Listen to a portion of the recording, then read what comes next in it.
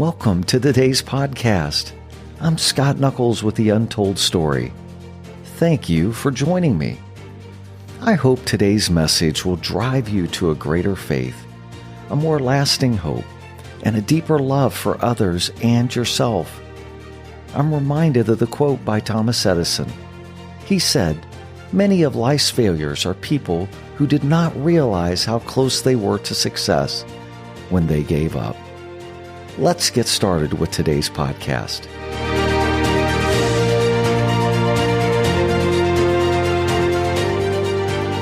Today's podcast begins with the question, God, how big are you? From the dawn of our existence until 400 years ago, everything visible in the heavens came through observation with the naked eye. That is, until Galileo Galilei changed all of that. Galileo was a mathematician, physicist, astronomer, and philosopher. He developed what is called modern astronomy.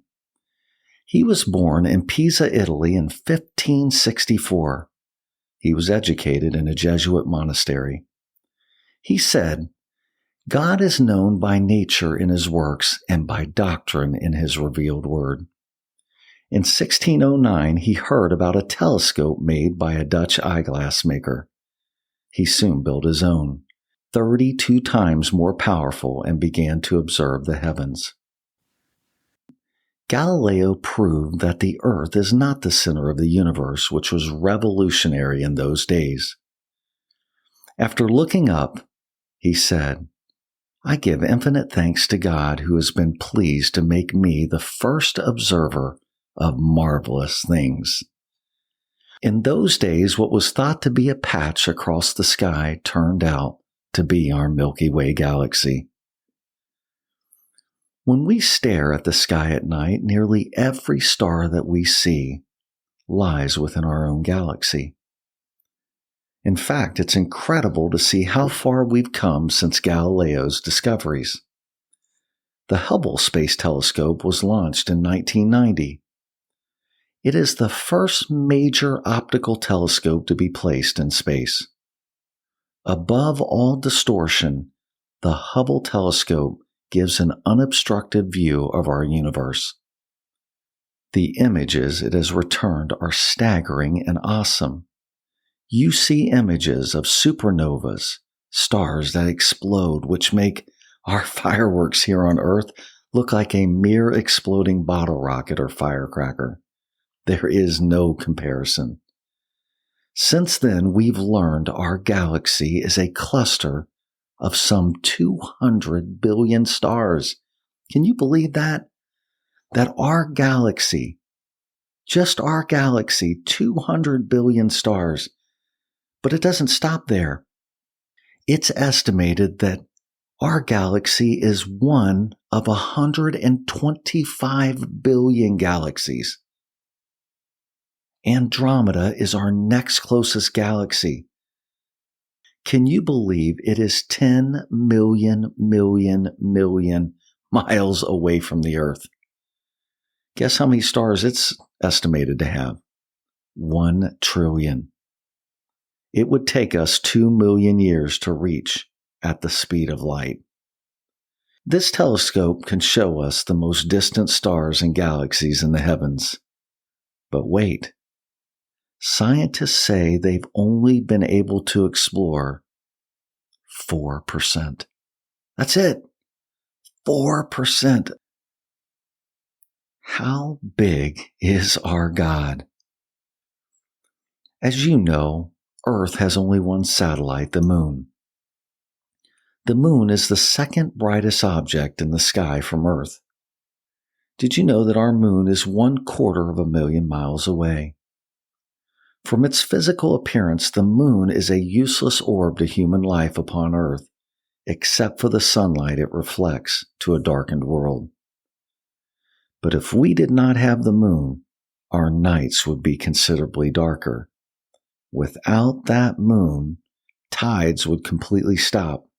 It could cause earthquakes and volcanoes due to the loss of gravitational pull. The Earth's axis could dangerously shift, causing wild season changes, potentially rendering huge portions, if not all of our planet uninhabitable.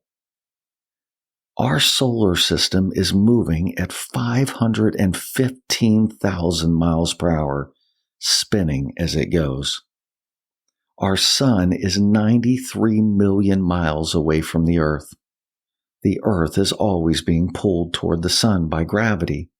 If the Earth were stationary compared to the sun, it would crash into the sun under the force of gravity. But it won't. This inward attractive force is canceled out by the centrifugal force acting on Earth because of its rotation about its axis.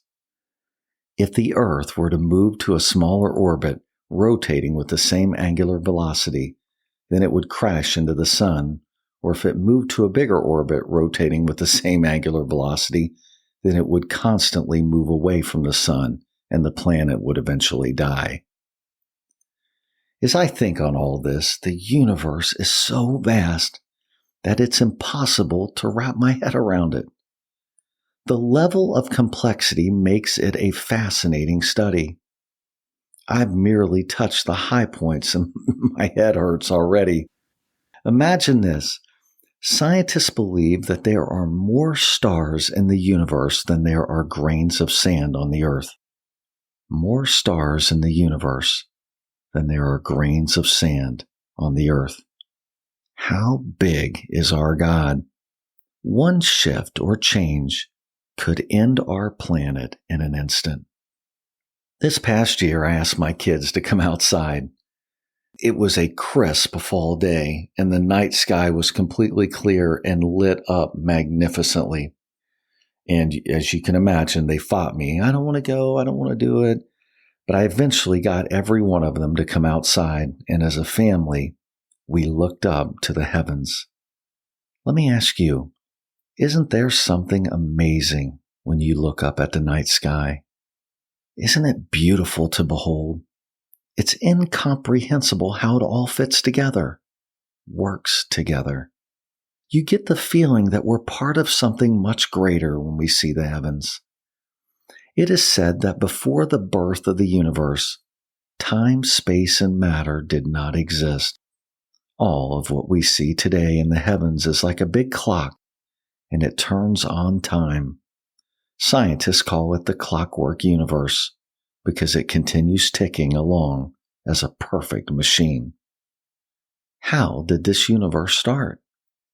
Scientists believe that in the beginning everything was made of gas, and as it expanded and cooled, gravity caused gas and dust to form the universe. You probably heard of the Big Bang Theory. Scientists believe this Big Bang is believed to have created everything, including you and me, all by itself. Let's see if what the scientific community believes aligns to the Bible. There's no better place to start than in Genesis, reading from chapter 1 from the Message. First this, God created the heavens and the earth, all you see, all you don't see. Earth was a soup of nothingness, a bottomless emptiness, an inky blackness. God's Spirit brooded like a bird above the watery abyss. God spoke, "Light," and light appeared. God saw that the light was good and separated light from dark. God named the light day. He named the dark night. It was evening. It was morning, day one. God spoke, "Sky." In the middle of the water, separate water from water. God made sky. He separated the water under sky from the water above sky. And there it was. He named sky the heavens. It was evening. It was morning, day two. God spoke, "Separate." Water beneath heaven gather into one place. Land appear. And there it was. God named the land earth. He named the pooled water ocean. God saw that it was good. God spoke, "Earth, green up, grow all varieties of seed-bearing plants, every sort of fruit-bearing tree." And There it was. Earth produced green seed-bearing plants, all varieties, and fruit-bearing trees of all sorts. God saw that it was good. It was evening, there was morning, day 3. God spoke, lights, come out, shine in heaven's sky, separate day from night, mark seasons and days and years. Lights in heaven's sky to give light to earth, and there it was. God made 2 big lights, the larger to take charge of day, the smaller to be in charge of night. And he made the stars. God placed them in the heavenly sky to light up earth and oversee day and night, to separate light and dark. God saw that it was good. It was evening. It was morning, day 4. I believe the first clue is in the first verse. It says, in the beginning, God. Do you know what we can take from that? God is the foundation for all things. Everything starts with Him. This world did not show up as an accident or a freak of nature. There is only one who can create something out of nothing. Did you know that all major religions of the world believe there is a creator? In fact, the 2 most dominant religions on earth, representing nearly 60% of the world's population, believe in the creation story. Let's look at verse 1 and 2. Those 2 verses expressed that what He formed was new and perfect. It describes how God took chaos, waste, void, and darkness and created life out of it. This was the world's condition as God began to form it. Isn't that incredible? Secondly, as a Christian, we recognize that 7 is a sign of perfection. And what is interesting is the number of times God represents 7 in the first few verses of the Bible. It says that God formed the earth in 6 days and rested on the 7th. The word created is used 7 times. There are 7 days in a week. There are 7 paragraphs representing 1 for each day created. Each of the 3 foundational nouns He introduced in this passage, God, land, and sky, occurs a multiple of 7 times. There are 7 acts of creation preceding the crowning event of humanity's creation. Get this, the words light and day occur 7 times. The expression, the waters and living, occurs both 7 times. What's the point in all of this? According to Umberto Cassuto, who wrote a commentary on the book of Genesis, the point of this emphasis on the number 7 is to highlight the perfection and completeness of the home God made for all humanity. Every detail has been lined out to perfection. It gives us enormous hope and confidence that God is in control. In these verses, you see His love and care guiding Him as He prepares a place for humankind. Everything was created by God to bless all of humankind. So although earth is not the center of the universe as the early church thought, it is the center of God's focus when He created the universe. Third, you see in these verses at each step of the way, He comments on how He feels about what He is creating. It is good. What's also important to note is that God didn't give us an exhaustive view of all that He created, but He gave us just what we need. Nor, when you read them, did He lay out precisely how He did it all. The theme of the creation story is to showcase all the things that are relevant to man. God Himself is sharing how He created the universe with us in mind. In these spoken words, God is saying, I am the author and creator of all life.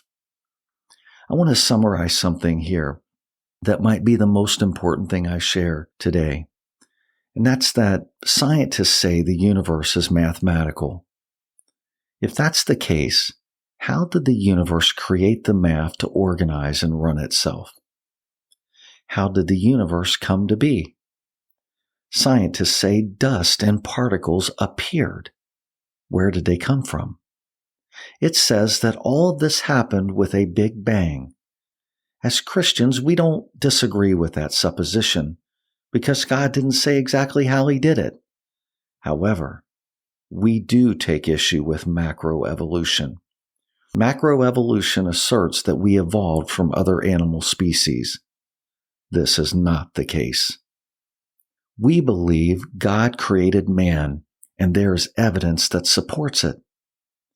In Genesis it says, "Let us make man in our image, in our likeness, so that they may rule over the fish in the sea and the birds in the sky, over the livestock and all the wild animals, and over all the creatures that move along the ground." So God created mankind in his own image. In the image of God, he created them. Male and female, he created them.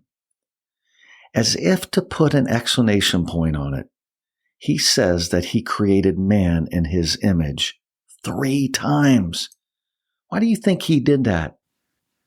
To make it crystal clear that we have a creator, and he created us and fashioned us according to his plan. Let me ask you something. If you were walking along in the forest and you saw a name beautifully carved into a tree, what would you think? You would infer intelligence of some kind, wouldn't you? You would believe that wasn't natural, that it was put there, right? You would say that there's no way that could have happened randomly without intelligent design. Agreed? Well, then let me ask you this. When you think about DNA, how is it that we can look at a DNA sequence that's over 3 billion letters long in the exact order? How does that happen? Do you think that happened naturally? Do you think it is possible that it was random? Scientists believe that this evolved over 6 million years, that somehow our DNA mutated perfectly in pairs to create all humankind. But what's interesting and what is non-debatable is that our cells have detailed instructions regarding every single thing. Similar but more complex than how a computer works. We are led to believe today in our schools and around this world that we were developed based on random mutations in the genetic material and the process of natural selection. Let me ask you, aren't you more comforted by believing that God intelligently designed each one of us with a purpose? Doesn't that give us meaning, direction for our lives? How have we let people who we think are so intelligent, and yes, they are, convince us that there is no God, and all we see happen by luck? I mean, they don't use that term, but let's be clear. That's what it is. It happened by luck. It magically appeared. They wouldn't like that word, but it appeared and somehow just happened. And this sophisticated solar system, sophisticated galaxy, sophisticated universe, and that humankind somehow with 3 billion characters all flowing together in uniform sequence, all happened by accident. It's incredible.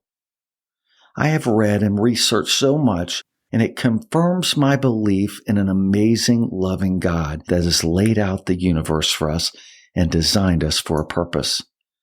That it is plausible. Not only plausible, it is likely. And for those of us that believe, we know there is a God of this universe. What is extraordinary is that the Bible says that the heavens declare the glory of God. But when it comes to man, it says that we are made in the very image of God. It is impracticable and improbable to believe there is not a God. Do you know what this outlines for us?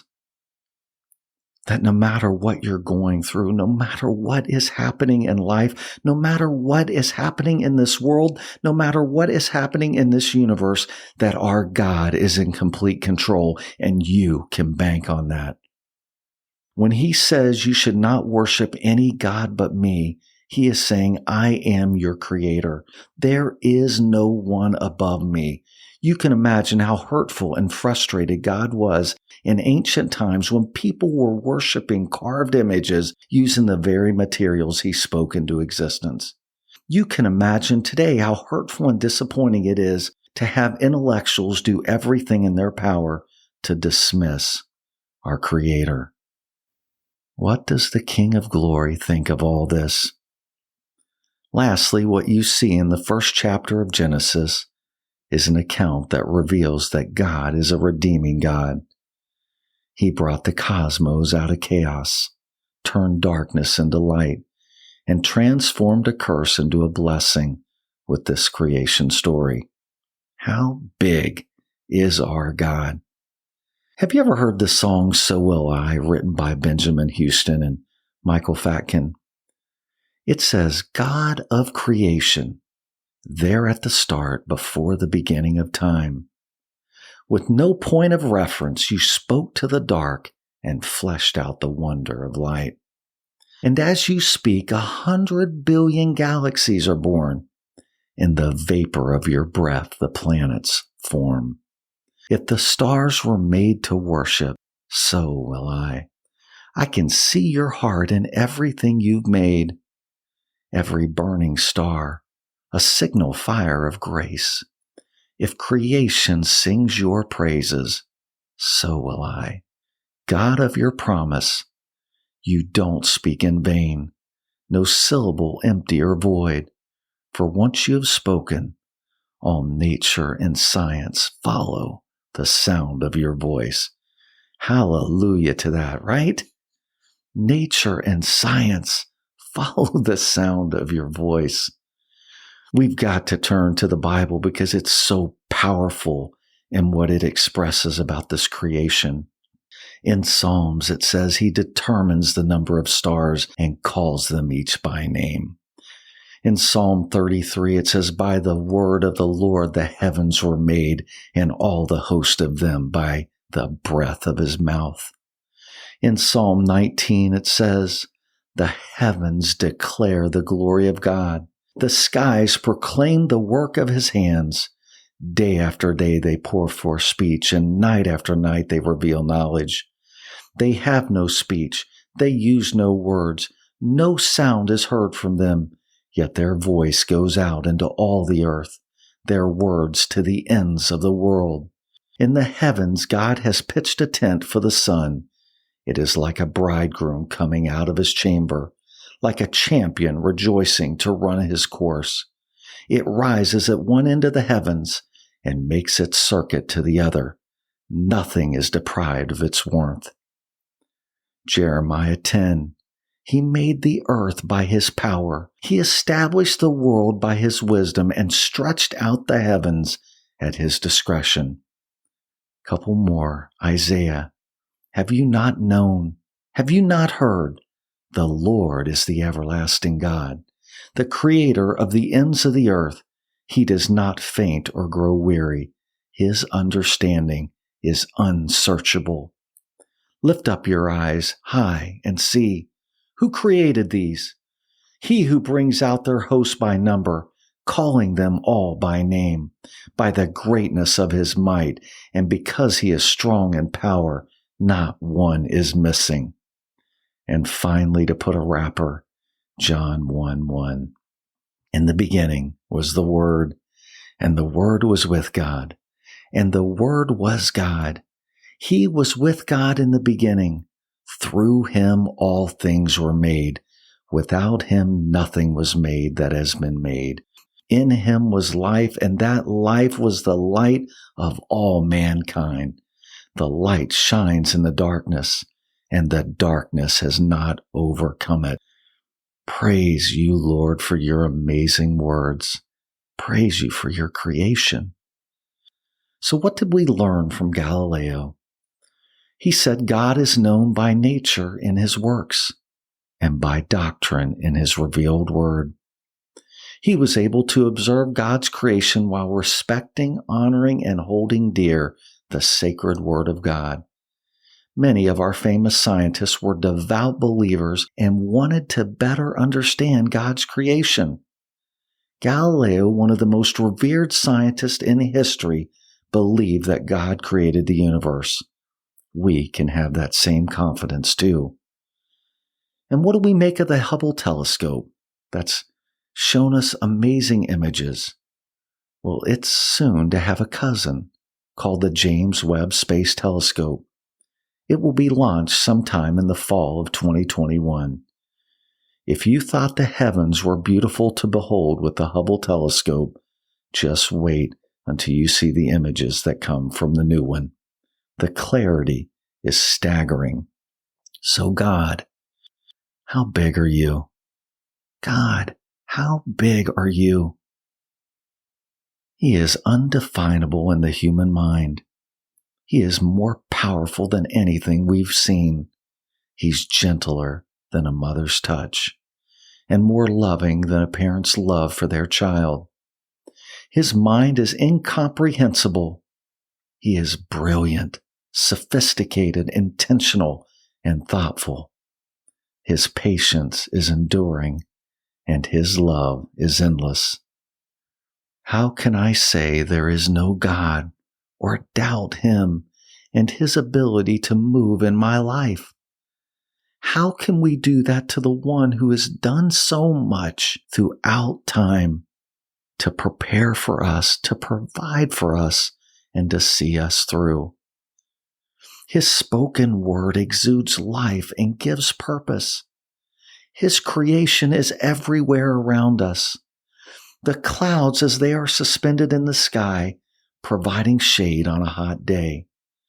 The swirling of autumn leaves thrust high into the air on a crisp fall day. Standing by the waves of the ocean as they roll back and forth. How the thunder claps and the lightning frightens. The rains, as they replenish the earth, replenish a parched land. The birds as they sing under a tree. The rolling hills, the golden fields of grain, and the animals grazing. A waterfall crashing down with all its strength into a beautiful oasis. The Moon River that seems to go on endlessly. The towering mountains as they try to touch the heavens. The sun as it rises and falls faithfully each day. The vast seas teeming with life. The dolphins in uniform dancing and speaking as they swim next to a boat. Volcanoes as they erupt in magnificent power and beauty. What about watching an eagle soar through the sky?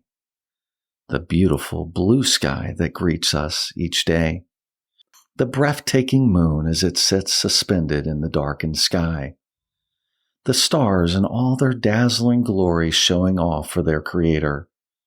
God, I believe.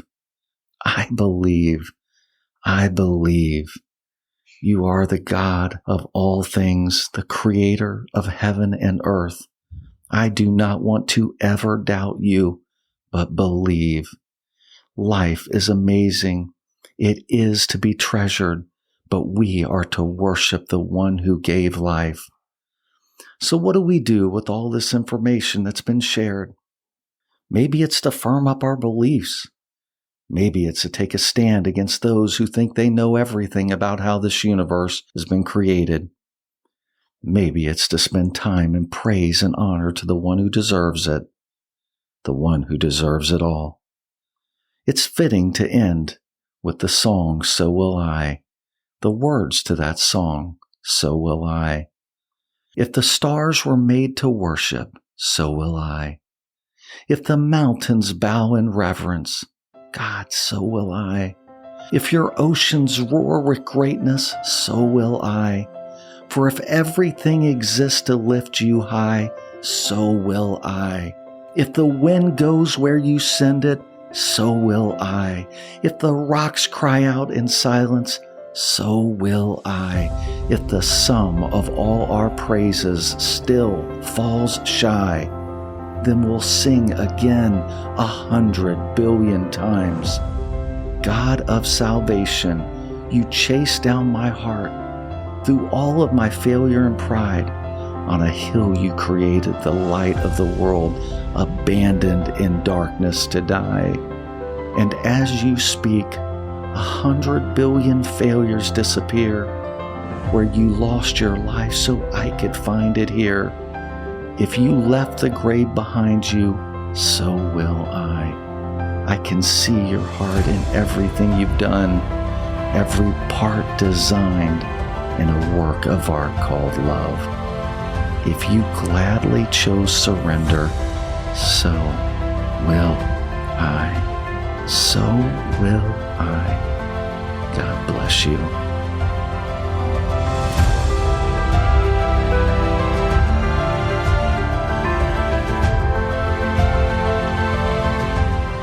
I hope you've enjoyed listening to today's podcast. Would you take a moment and provide a rating, subscribe, and consider sharing this message of encouragement with others? You can also visit us on scottnuckles.com to get more information. Until next time, blessings.